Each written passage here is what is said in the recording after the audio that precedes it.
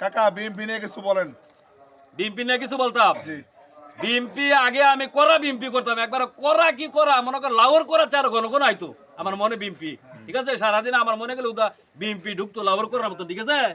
এমন করলে আমার অত তো দুঃখ লাগতো, সত্যি কথা যেটা খুব দুঃখ লাগতো।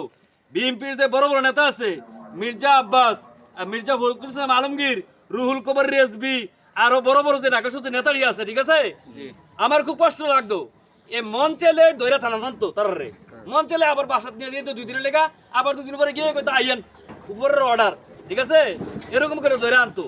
এই যে তারারে এই বয়সে তারারে এই যে টানা হাসরা মিছিল করতে গেলে ফিটা তলায় মিছিল করতে নিয়ে ঠেলা দেয়, হালাই দেয়, এই যে একটা অবস্থা করছে, এটি দেখে আমার খুব কষ্ট লাগতো, সত্যি কথা। ওখানে হারাম আমার খুব কষ্ট লাগতো। আর আমার মনে মনে এমন একটা ভাব হইছে, আল্লাহ একটা বার যদি দেখে দিতাম তারেক জি এই দেশ হয়েছে মল্ল কইজার অবস্থা, এরকম একটা ভক্তি আছে। তো ভক্তি এখনো আছে আমার মনে হয়।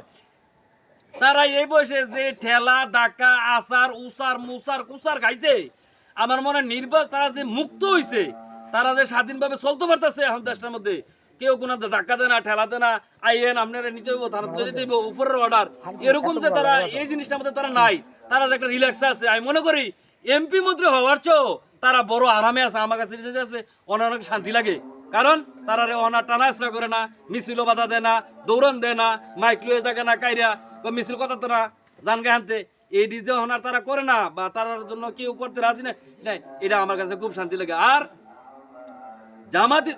জামাতি ইসলাম, আমি এখন জামাত ইসলাম করি, ঠিক আছে। দরি না করি আমি জামায়াত ইসলাম করি, ঠিক আছে। আপনি মনে করেন না পা বরি, জামায়াত ইসলাম করি, ঠিক আছে। অনেক রক কাটে, অনেক কাপড় কাটে, অনেক নৌকা কাটে। আরে রক কাটলো তাও তো একটা রক কাটে, আর বাহি তারা তো সুবান একবারে কাটটা সব কাটটা একবারে ফুসা দিয়ে লাই, দুধ যেমন খাইয়া লাস্টে একটা লেওন মারে, তারা একবারে ফুসাটা শেষ করে লা, ঠিক আছে। তো আমার মতে আরেকজনের ভিডিও এফেল ধর, ক্যামেরা এফেল ধর, আরেকজন আমার কইতাছে, আর যে একটা বলে ভিডিওস আছে দেখলাম, তে কইতাছে মোল্লার আর কি অবদান আছে এই দেশ। তো মোল্লার আর কি অবদান আছে আমার ভিডিওর মধ্যে তোর এটা দেখ, তুই এটা দেখে নিবি মোল্লার আর কি অবদান আছে।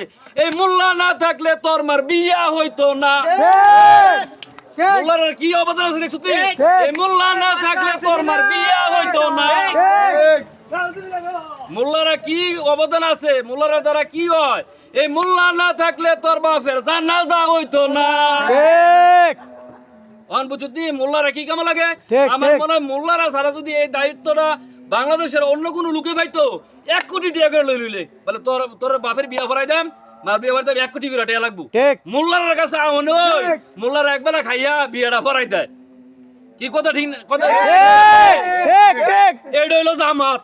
দল করে জামাতে শিবিরে একেবারে নিবিরে হাজারো মানুষের বীরে আছে, কোনো ভার্সাভার্সি না, ভার্সাভার্সি আছে না, ফুটলা লয়া ভার্সাভার্সি আছে না, পদ লয়া ভার্সাভার্সি আছে না, এইটা হইলো জামাত। বুঝতে হবে ব্রো, জামাত একটা ব্র্যান্ড। ঠিক। ধন্যবাদ সবাইকে, ভালো থাকবেন।